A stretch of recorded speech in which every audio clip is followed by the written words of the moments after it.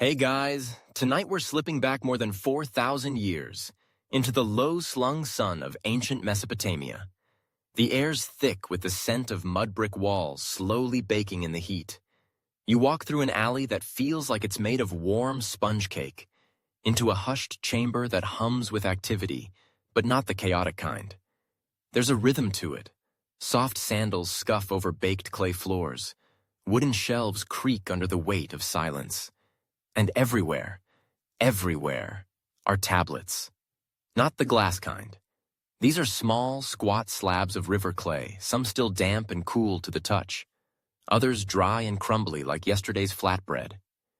You can hear the gentle scrape of a stylus against a fresh tablet in the corner.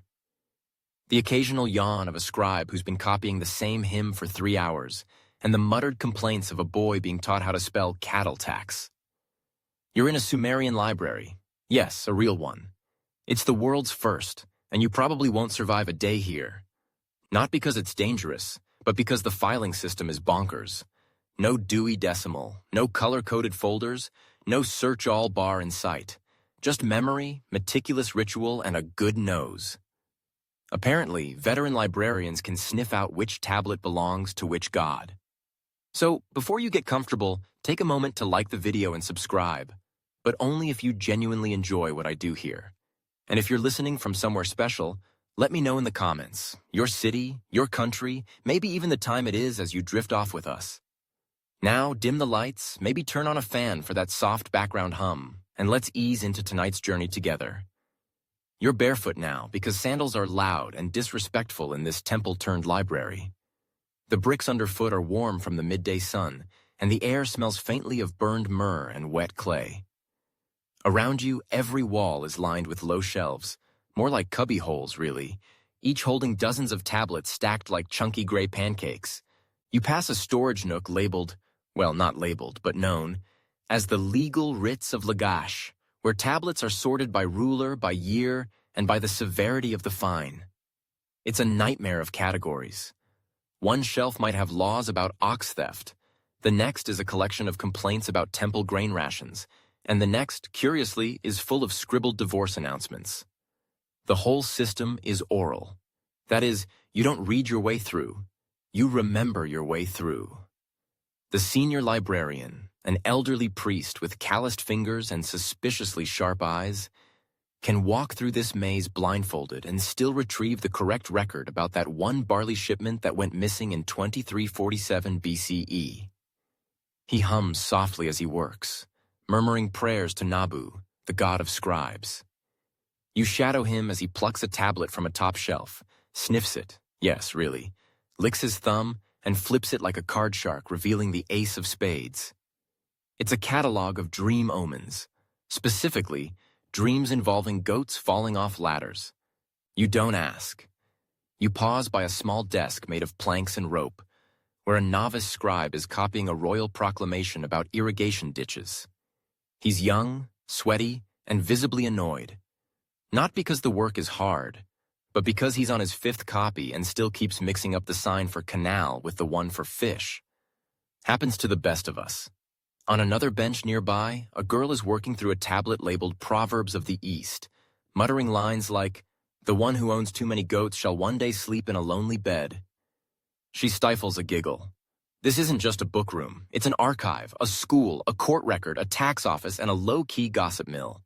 People come here to copy contracts, to study astronomy, to debate whether birds predict war, and yes, occasionally, to read love poetry so intense it makes your ears go pink.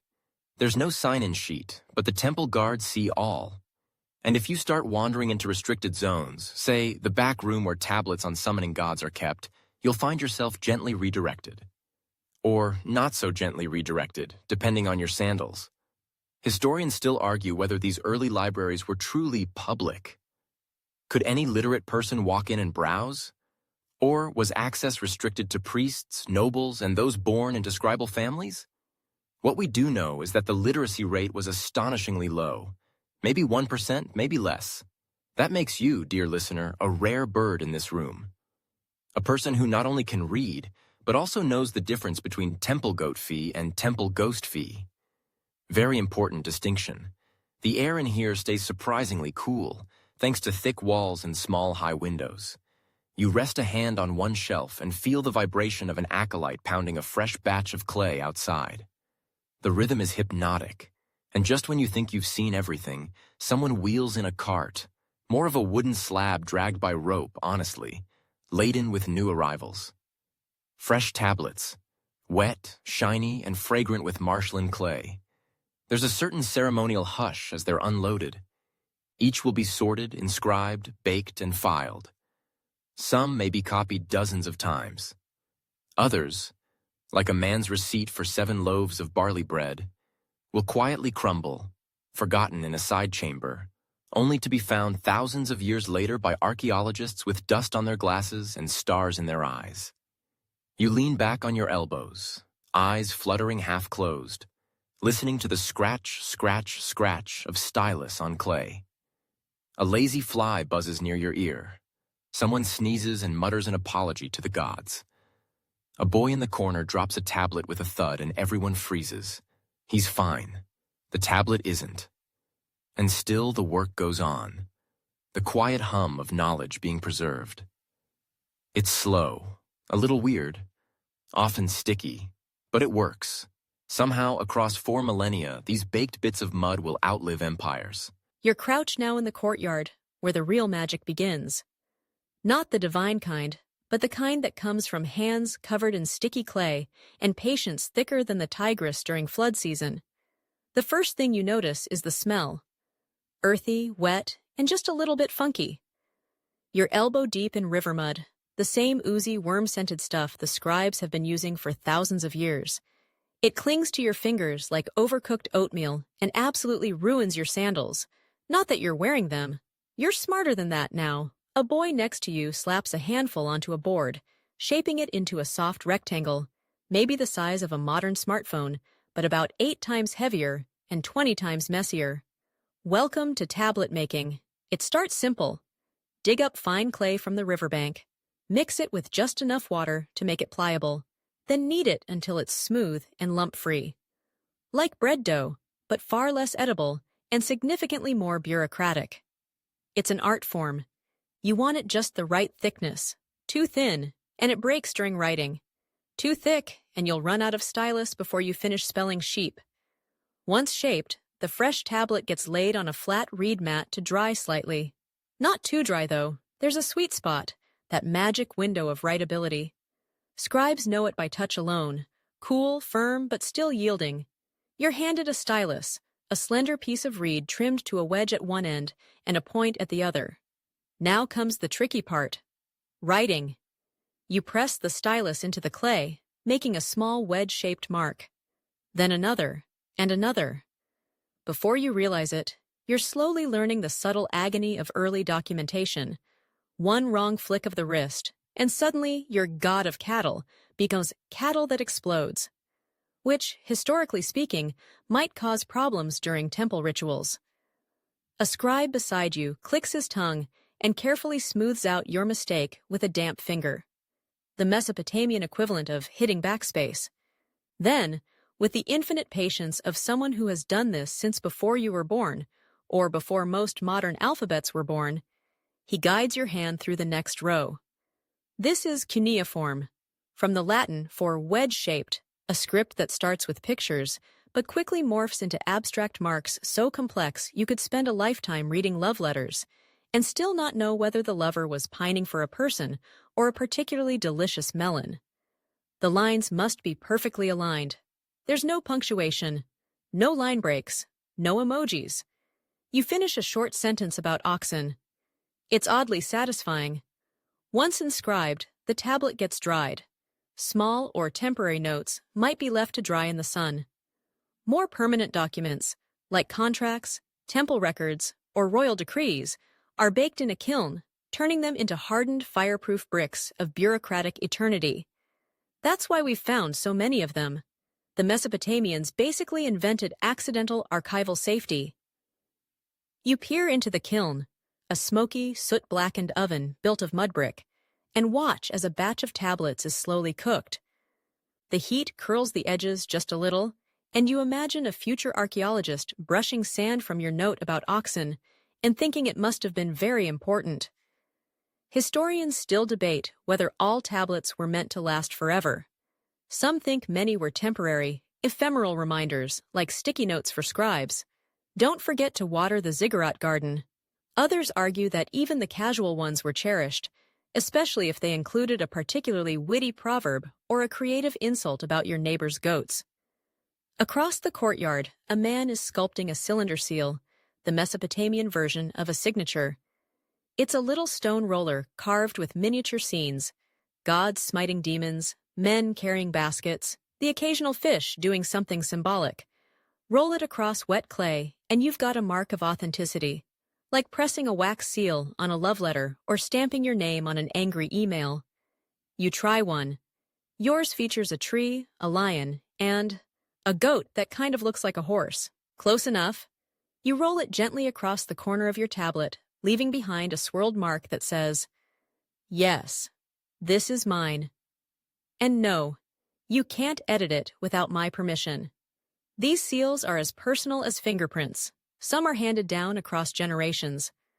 Others are ritually destroyed when someone dies, symbolizing the end of a bureaucratic era. It's oddly poetic, in a clay-covered sort of way. You watch as a group of scribes kneel in a circle, playing a sort of game, competing to inscribe tongue twisters or clever riddles on tiny tokens. The loser has to scrub the kiln. You hear laughter as one tablet reads, "If a fox borrows your sandals, do not ask for them back." The phrase might lose something in translation, but it kills here. As the sun dips lower, the clay begins to cool, and the smell of warm earth turns comforting. You line up your little square of writing, careful to place it on the drying rack with the text side up. One wrong move, and you'll smudge your entire ox story, which, given your effort, feels like a tragedy in the making. Even now you realize these tablets aren't just words, they're time capsules. The handprints of thoughts that crossed thousands of years to find you. Some were written by kings, others by temple servants, and some by children who really didn't want to memorize another hymn. And here you are, wedging your mark into the same mud. You're back indoors now, brushing dried clay dust from your palms as you duck beneath a wooden lintel into the more serious part of the library, the cataloging room. This is where the real sorcery happens. Not magical spells, although those exist too, tucked away behind a woven curtain, but something equally arcane: organization. This room smells of dust, ink, and whatever oil they use to keep reed pens from splintering. It's darker than the scribe school room, lit only by high, narrow windows that slice beams of warm gold across the tablets like sleepy sun lasers.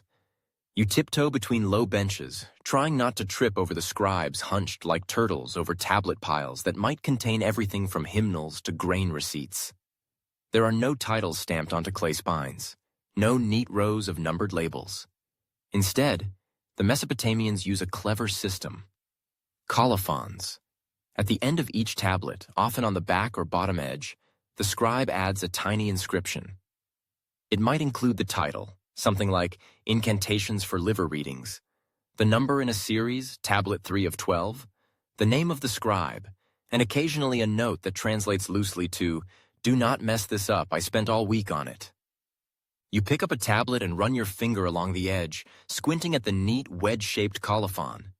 It reads, "Song of the Amisal Priestess, tablet 2 of 3, copied by Lugal Banda, loyal scribe of Nana." There's even a final line that says, "This version is better than the one Ninurta made. Do not listen to him." A little office rivalry baked into history. This system isn't perfect, but it's consistent, sort of. Historians still debate whether there was a universal system across cities like Ur, Nippur, and Babylon, or if every temple winged it in its own bureaucratic dialect. Some scholars argue that royal libraries had more structured archives, especially under kings like Ashurbanipal. Others think it was more like a really nerdy version of organized chaos, everything in its place, but only if you knew which god's name to chant while searching. You notice something else. Tablets are often shelved in order by genre. Religious hymns go together naturally. Legal decrees get their own cramped corner. But the real jackpot is the wisdom texts shelf. Here lie the proverbs, the instructional poems, the dream interpretations, and those weird allegories that feel suspiciously modern. You pick one up and read, "He who eats too much beer bread must live near a strong canal." Another reads, "A friend who borrows your donkey will forget your birthday." It's almost uncanny. Someone 3,000 years ago understood roommate drama. A master scribe is organizing new editions. You watch as she carefully groups 4 tablets together, then ties them with a thin cord of dried palm fiber.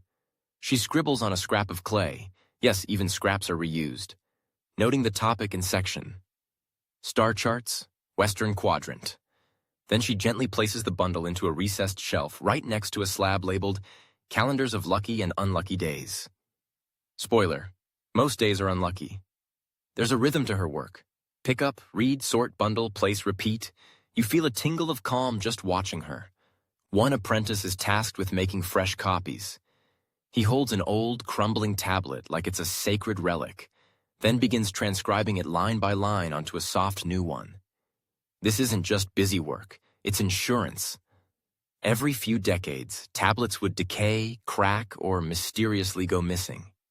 Recopying them wasn't just tradition, it was survival of the intellectual kind. You walk past a table covered in fragments, chunks of clay that once held stories. Some are singed, others broken into jagged triangles like Mesopotamian jigsaw puzzles. A young scholar pieces 2 fragments together and gasps. She's just completed a line in an ancient fable about a talking turtle who outwits a merchant. The moral?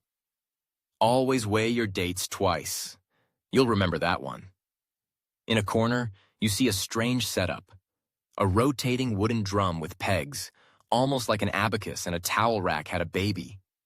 This, you're told, is used to help track tablet loans. Yes, Mesopotamians lent out tablets, mostly to temple officials or other scribes.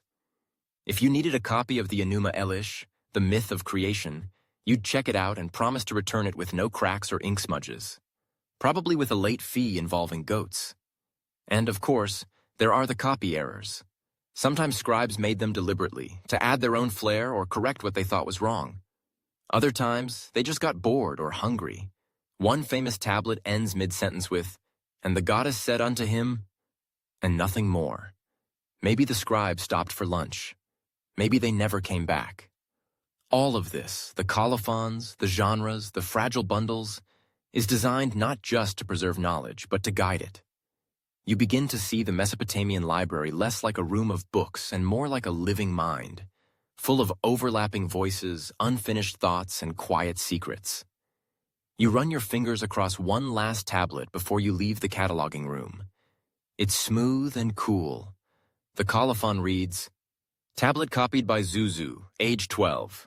My teacher said this one is almost correct." Almost. You're led through a beaded curtain now, the strands clinking softly behind you like a whisper of privacy. It's cooler in here, quieter. You've entered the restricted section, Mesopotamian edition. This isn't where they keep ancient curses or secret doorways, sorry. Instead, this part of the library is where the truly specialized knowledge lives. Medical texts, omen series, and most sacred of all, the dream tablets. You sidle up to a low bench, where an elder scribe, face like sun-cracked leather and eyes sharp as obsidian, gestures for you to sit. He's copying out a diagnostic list. A clay tablet rests before him, filled with tiny, meticulous cuneiform marks. You peer over his shoulder. It reads like the oldest WebMD page ever. If a man's liver is red like roasted barley, he has angered the storm god. Or, if his breath smells of fish, then the moon is displeased. Some diagnoses are oddly accurate. Others involve unfortunate interpretations of goat entrails. You learn that Mesopotamian medicine is part practical, part ritual. They knew which plants soothed fevers, like willow bark, yes, early aspirin, but they'd also recite incantations while applying poultices, just to be safe. It's less science versus superstition, and more of a cozy roommate arrangement between the two. Historians still argue whether the majority of Mesopotamian medical practices were based on empirical observation or religious precedent. Did they notice willow bark helped headaches before deciding it must be divine? Or did they just see what worked and praise a god afterward? You're handed a tablet from a collection called The Treatments for When the Spirits Get Annoying. That's the gist of the title, anyway. One recipe includes crushed juniper, boiled frog skin, and whispered apologies to a household deity. Another warns that if a sneeze comes after sunset, you should avoid cheese for 3 days. Sound advice, honestly. Next comes the Dream Library. A teenage apprentice, clearly proud of his post, brings you a bundle labeled, "If you dream of eating honey with a lizard." You brace yourself. Mesopotamians took dreams very seriously. Messages from gods, ancestors, and occasionally bored spirits looking for attention. The tablets are part myth, part user manual. You find one that reads, "If a man dreams of climbing a tree and falling, it means gain in silver." Another says, "If a woman dreams of baking bread without fire, she will soon argue with a neighbor." They've thought of everything. You read another. "If you dream of eating dates while standing in a canal, you will receive good news from afar." Honestly, that one feels kind of pleasant. You imagine the soft squish of dates between your teeth, the cool mud between your toes, the gentle splashing of water, and promptly lose your place. These dream books were usually copied from even older texts, some already centuries out of date when the scribes reinscribed them. Still, they clung to the wisdom. Some schools even taught dream interpretation as part of scribe training, which is a nice way to say, yes, your nightmares count as homework. Across the room you spot another bundle. Omen texts. This is a rabbit hole you might not climb out of anytime soon. These aren't prophecies like crystal ball predictions. They're systems of signs, tracked obsessively and methodically. If X happens, then Y will follow. The goal wasn't divine chaos, it was order. Even if the logic sometimes feels flexible. You scan a tablet that calmly states, "If a sheep gives birth to a lamb with 2 heads, the harvest will be good, but the king will fall ill." Another goes, "If a storm lasts for 7 days, the canals will overflow and mice will sing in the temples." Unclear whether that's literal or poetic. Either way, the image sticks with you. These omen series could run into hundreds of tablets, linked like volumes with each new event cross-referenced. Some scholars say they represent one of humanity's earliest attempts at pattern recognition. Others argue they're just a very long way of saying, "We don't really know, but let's prepare anyway." You glance at one final set of texts. Incantations. These aren't spells the way you might think. No lightning bolts or frog transformations. They're more like calming mantras with a side of ritual flair. One short chant begins, "O wind, carry this pain from the bones like sand from the riverbed." It's oddly soothing. You picture a person whispering it over a child with fever, tracing circles in the air. Another chant involves tying knots in string while reciting promises to Nergal, the god of the underworld, to return what was borrowed. You choose not to ask what exactly was borrowed. And then you spot it. A tablet with a colophon so long it nearly counts as a memoir.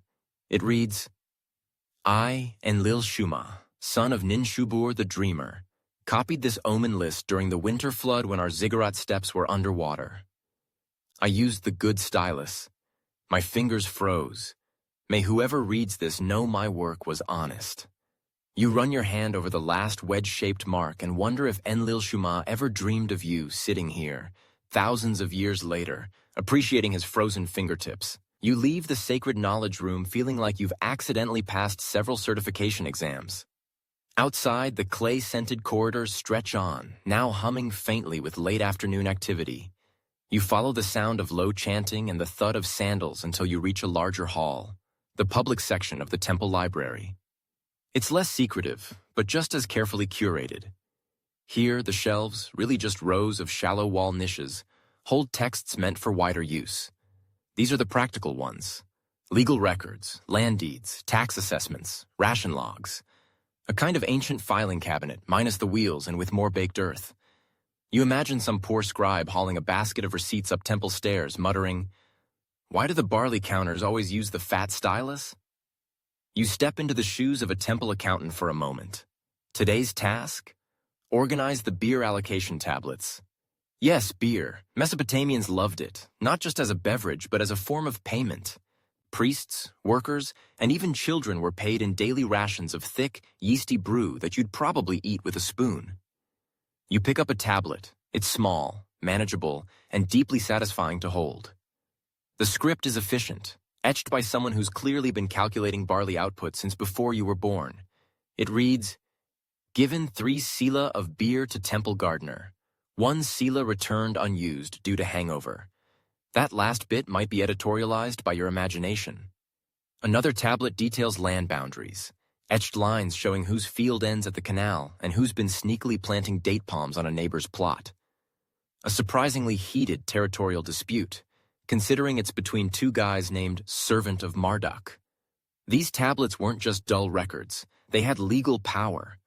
If you lost a tablet proving your grain contribution, you could be denied your share of the harvest. Entire lawsuits unfolded in clay, complete with witness names and thumbprints. One case you examine concerns a missing goat, a disputed fence, and an accusation of unneighborly spirits. Truly, the Mesopotamian version of courtroom drama. Somewhere between the tax tablets and the ration records, you stumble across a rare find. A list of temple library rules, or at least very strongly worded suggestions. Tablet 1. Do not remove a tablet from this house without the blessing of Nabu. Tablet 2. If you lose a tablet, you must pay for its reinscription. Do not be clever and say it was eaten by the temple cat. There's a doodle of a cat looking smug, probably added by a scribe with a sense of humor. You wander further and come across a collection marked advisories. These are public notices, things like lunar eclipses, kingly decrees, and warnings about rogue diviners peddling fake dreams. One reads, "The market will close early on the day of the high tide. Do not complain. It is known." In the corner of the room sits a tablet storage box, or as one might call it now, a clay crate. Each shelf within it slides out like a drawer. You find a bundle labeled Letters to Distant Scribes. Personal correspondence between scholars. One says, "My copy of the flood myth has a missing line. Please send yours. P.S. Do not use wet clay again." Another one includes a request for a new reed stylus and a better quality of lamp oil. It hits you. This wasn't just a library, it was a network. Scribes across cities shared materials, corrected each other's errors, even threw some scholarly shade. The academic petty drama is eternal. You smile. Historians still puzzle over how centralized these record-keeping systems were. Did the king's court oversee uniform training for scribes across the empire? Or was it more like a collection of freelance intellectuals, each following loose guidelines and hoping their tablets wouldn't be erased during the next regime change? You glance at a half-broken tablet that simply says, "Revised under King Amar Sin." Ignore the version from the reign of that other guy. Bureaucratic revisionism at its finest. A nearby tablet stops you in your tracks.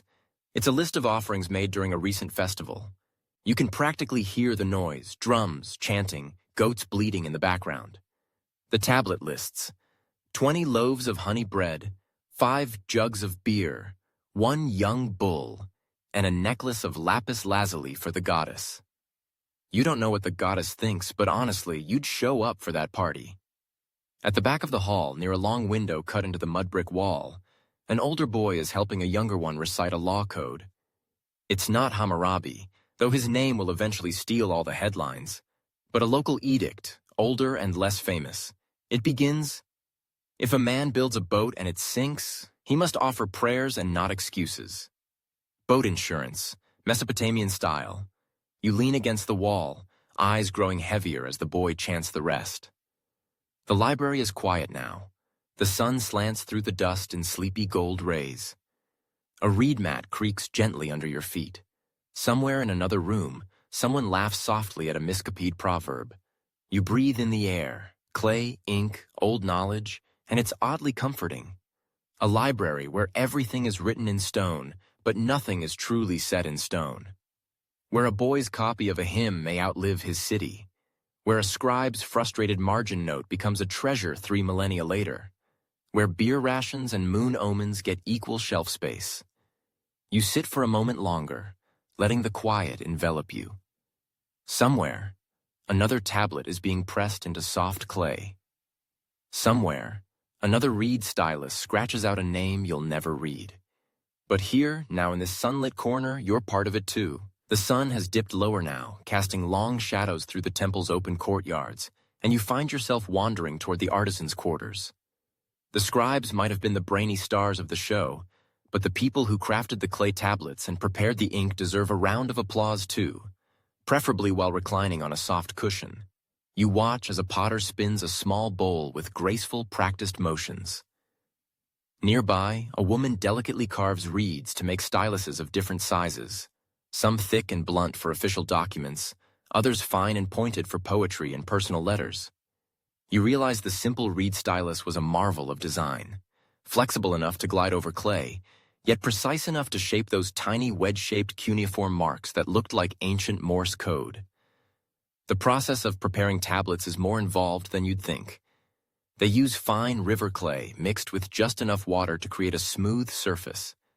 Tablets had to be wet enough to accept the stylus marks, but not so soft they'd crumble in a scribe's hands or during transport.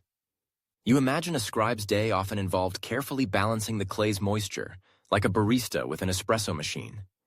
Once the writing was complete, tablets were either sun-dried for short-term use or baked in a kiln for permanence. The baked tablets were the precious ones, made to survive floods, fires, and forgetful kings who might want to erase inconvenient history. You picture an ancient library's version of "Do Not Disturb" signs taped onto tablets as they baked. The artisans had a quiet pride in their work. One potter grins at you, wiping clay from his hands, and shows you a freshly fired tablet stamped with the seal of the city's governor.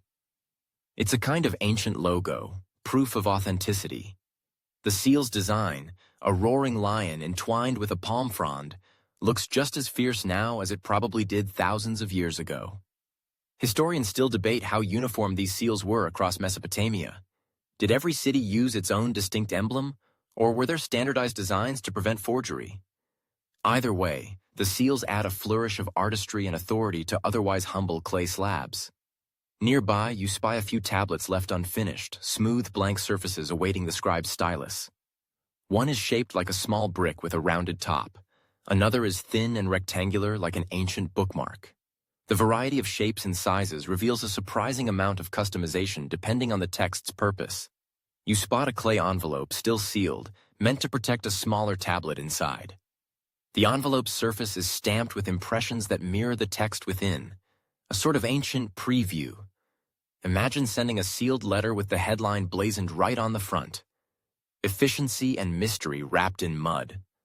While watching the artisans, you learn about the inks and pigments used for decoration. Most tablets are monochrome, but some important ones receive touches of red or black ink made from soot and minerals. The colors helped scribes highlight headings or key passages, ancient boldface or italics.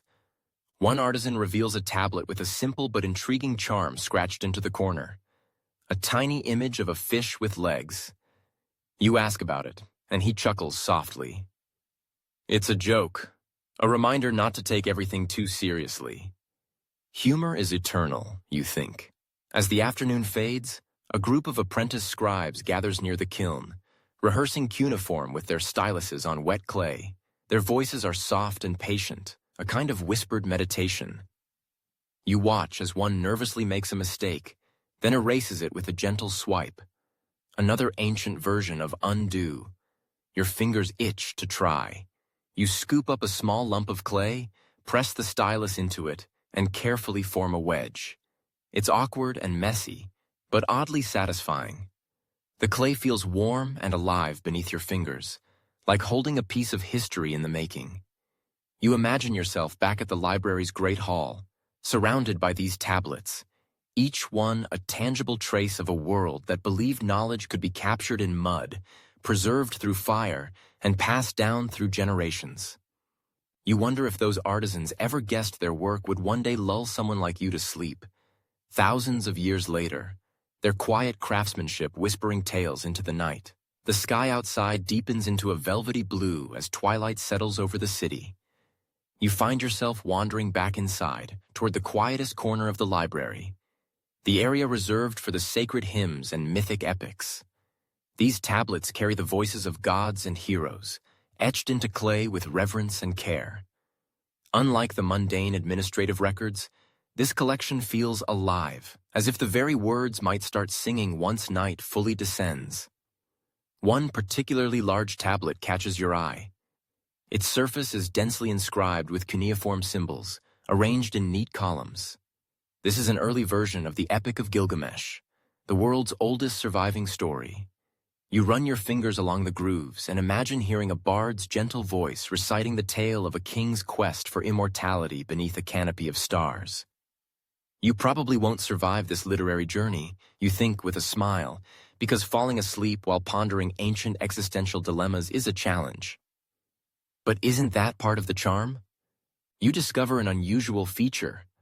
Some tablets include small margin notes written by later scribes. These glosses offer clarifications or even mild critiques, like footnotes from an ancient literary club. One reads, "This line is confusing. Perhaps the god's name should be different." Historians still argue whether these scribal comments were meant for public reading or secret scholarly debates. Nearby, you find a tablet that recounts a lesser-known myth about a mischievous river spirit who disrupts irrigation canals, an important issue in a city where water equals life. The story is filled with sly humor and vivid imagery. You can almost hear the spirit's laughter echoing through the reeds. The scribes had a knack for blending the sacred and the everyday. The same hand that inscribed prayers also noted down market prices and weather reports. It's as if they lived in a world where gods and grain stores shared the same shelf. You think about the rituals surrounding these tablets. Hymns were recited during temple ceremonies, their rhythmic cadences meant to soothe both gods and people. Some scholars believe the tablets were arranged by theme and length to fit specific occasions, like a carefully curated playlist designed to calm and inspire. One intriguing tablet details a peculiar musical notation system using small dots and lines, early attempts to capture melodies. While the exact tunes are lost, modern experiments recreate haunting, minimalist sounds that transport listeners back to Mesopotamian temples. You imagine sitting among the temple priests, the flicker of oil lamps casting shadows on the clay, the air heavy with incense and the murmur of prayers. The tablets whisper stories older than the city walls themselves, stories that weave together the human, the divine, and the mysterious. As night deepens, you feel the pulse of these ancient voices syncing with your own breathing. The library isn't just a place of knowledge. It's a sanctuary of stories, a timeless refuge where the past folds softly into the present. You close your eyes briefly, letting the gentle weight of history settle like a warm blanket. Somewhere, a scribe smiles, knowing their words have crossed millennia to cradle a quiet mind. Night thickens around you like the softest velvet, and you wander deeper into the library's shadows where the most delicate and personal writings reside. Here are the tablets that reveal the quieter side of Mesopotamian life. The love poems, lullabies, and private letters exchanged between friends and family. These fragments of everyday emotion scratched in clay feel surprisingly intimate for an ancient civilization. You pick up a small, worn tablet and trace the gentle curves of cuneiform signs that form a lullaby meant to soothe a restless child. The words speak of stars watching over the little one, of gentle winds carrying dreams. You imagine a mother, her hands tired but tender, humming these verses as the clay cools beside her cradle.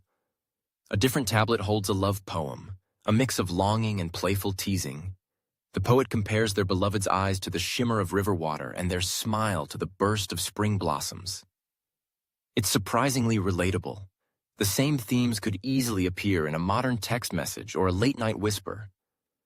You find a bundle of letters tied together with a thin reed strand.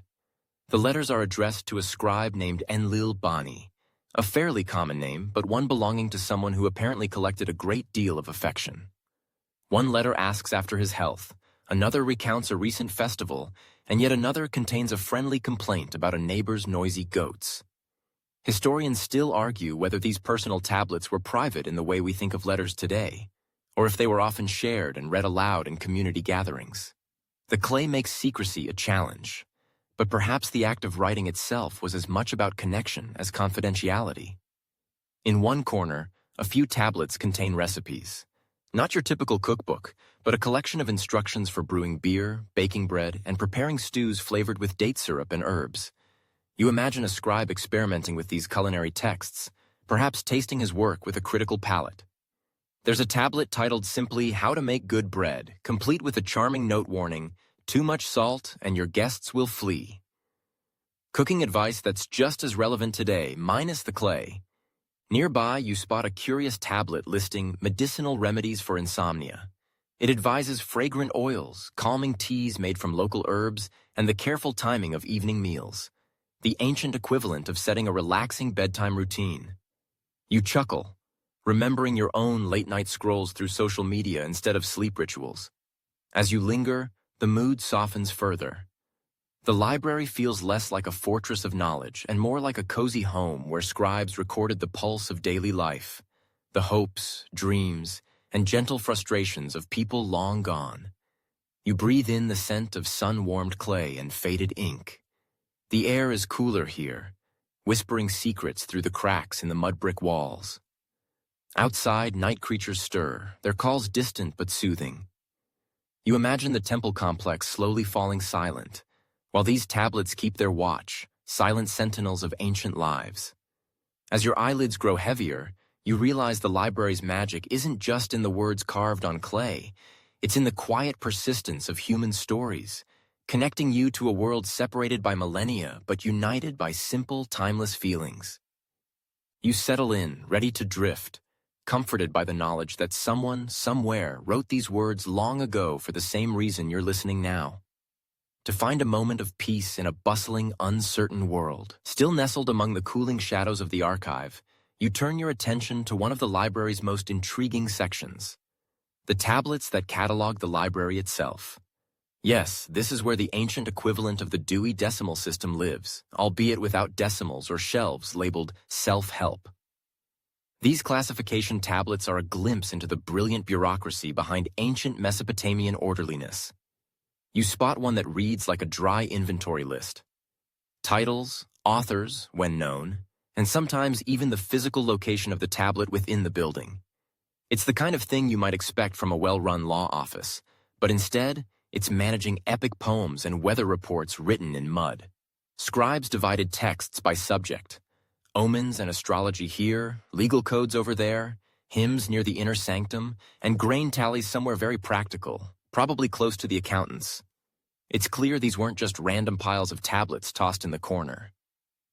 They were grouped with care, placed on labeled shelves, stacked in clay jars, or arranged in neat rows along mud brick ledges. There's even a category for what scholars now call wisdom literature, sayings, riddles, moral lessons. One tablet contains a brief parable about a frog who boasts of being king of the floodwaters, only to get eaten by a passing crane. A humble reminder not to overestimate your place in the world, or at least not to croak too loudly. You pull another tablet from the shelf. It's inscribed with symbols representing different subject codes, a bit like icons. One looks like a tiny fish, which apparently designated texts relating to water management. Another is a star, used for religious or astronomical texts. Historians still argue whether these icons formed a formalized indexing system or were more like handy doodles to jog the memory. Either way, it's a charming thought. Some ancient scribe doodling stars and fish next to serious political texts, perhaps yawning slightly as they etched. A little doodle for sanity, maybe. One corner of the library contains damaged or broken tablets. The returns pile, you might say. Many are only partially legible, but you can tell they were once part of more complex works. Curiously, some are marked with instructions to copy or repair. You picture a team of apprentice scribes hovering nearby, tasked with patching up knowledge like ancient IT technicians. Even the architecture played its part in maintaining order. The walls near the catalog section are smoother, less adorned. Simple niches carved into the mud brick offer shade and airflow, keeping the clay cool and stable. A small channel nearby likely served for drainage, because nothing ruins a good library like a surprise downpour. As you trace the rows of titles, you come across one final gem, a clay tablet that appears to be a complaint about tablet organization itself. The scribe grumbles that records have been misplaced and suggests, in a tone that feels very familiar, a clearer system for seasonal scrolls. Bureaucracy, it turns out, is older than the wheel. Still, despite the occasional misplaced tablet or crabby librarian note, the system worked. The library wasn't chaos. It was curated, living order. These scribes weren't just recording information. They were actively shaping how knowledge would be found and used for generations. You lean back and imagine it. A busy day in the library, scribes scuttling between sections, apprentice readers fetching texts for temple use, the head archivist mumbling something about too many poems in the agricultural section again. In the quiet of night, it all feels perfectly balanced. An archive carved in clay, resilient enough to survive empires, yet soft enough to hold the most fragile hopes of ancient dreamers. Your feet tread softly now, steps muffled by dust and centuries. You've wandered through myths and memories, through records of taxes and lullabies. Now, near the heart of the library, you reach a space unlike the others, an alcove that seems less for storage, more for reflection. It's quiet here in a deeper way, like even the clay is holding its breath. This is where the philosophical and speculative texts were kept. Tablets not about what was or is, but what might be. Ancient thought experiments, if you will. Ideas about time, fate, the stars, and the place of humans in it all. The Mesopotamians were practical, yes, but they also looked up at the night sky and asked big questions. And they wrote those questions down in baked mud, as any serious thinker would. You settle before a tablet that opens with a peculiar musing. What happens when the moon disappears for many nights, yet the grain still grows? It's not an omen, not a calendar note. It's something else, a kind of poetic pondering. Historians still argue whether this tablet belongs to astrology, religion, or early science. It reminds you of lying awake at night, staring at the ceiling, wondering if your phone alarm is set, and also, what exactly stars are. Nearby, another tablet catalogs the changing positions of Venus and Mars. It's covered in numerical columns, dots, and what seem like predictions. The Mesopotamians tracked the stars obsessively, not just for rituals but to sense patterns. War, flood, harvest. One scribe's notes speculate that if Venus lingers low in the sky for more than 4 days, a king will change his crown. Maybe it sounds superstitious, but then again, haven't we all hoped that the stars might nudge our fate just a little? One especially worn tablet offers a philosophical list. Things that are not seen but are known. It includes wind, sorrow, and the path of gods. You let that linger in your mind. Wind, sorrow, and the path of gods. That's the kind of thing you whisper to yourself before sleep, right after remembering whether you fed the cat. And here's a small mystery. In this section, a few tablets bear only partial inscriptions, as if the thoughts were too vast to finish. One reads, "When the last river dries, who shall..." And then it breaks off. Maybe the tablet cracked. Or maybe the scribe stopped writing, overcome by the weight of the question.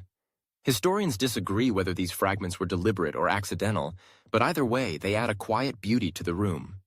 An acceptance, maybe, that not everything must be answered. Behind a carved niche, you find something charming. A short fable written in the voice of a clay tablet. It complains about being left in the sun too long and forgotten by an absent-minded apprentice. "My letters now smudge," it says, "but still I remember your hand." You smile. Even the tablets had feelings, apparently.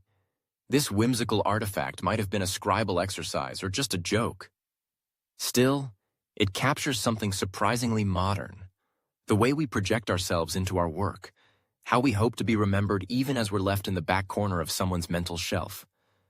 As your hand brushes one last tablet, soft ridges cooled by time, you realize you've just walked through an entire ancient mind. A place where knowledge was etched, not typed, where mistakes weren't deleted but baked into permanence, where wisdom shared space with weather notes, and epic heroes sat beside cranky recipe instructions. The library is not silent now. It's humming gently in your thoughts, the way a fan hums as you fall asleep. A rhythm of clay and memory, of stars and barley, of soft sandals scuffing down cool corridors. It's time to close your eyes. Now just let your breathing slow. The Mesopotamian night deepens around you, cradling the old city in warmth and dust. The walls of the library lean in quietly, their bricks heavy with 1,000 forgotten questions. A hush drapes the corridors, like a soft linen sheet tucked over a sleeping mind. The oil lamps flicker lower. Outside, a breeze stirs the reeds near the canal, and somewhere in the distance, a nightbird calls, a lonely, contented sound. You imagine the last scribe slipping out of the building, his tablet left half-finished, his sandals dusty with the evening's wear. And you stay behind, drifting among the tablets, their curved lines whispering old words, songs, dreams, the riddle of a vanished moon. You are not hurried here, not needed or judged or summoned. You are simply here, breathing alongside words written in a language the earth remembers. Words carved with care, held in silence, still waiting. So let yourself sink gently now, like a tablet settling into a jar of cool sand. Nothing pressing, nothing loud, just the weight of stillness, the shape of ancient thoughts pressed softly into your dreams. The stars above hang steady, the library sleeps. And so now can you.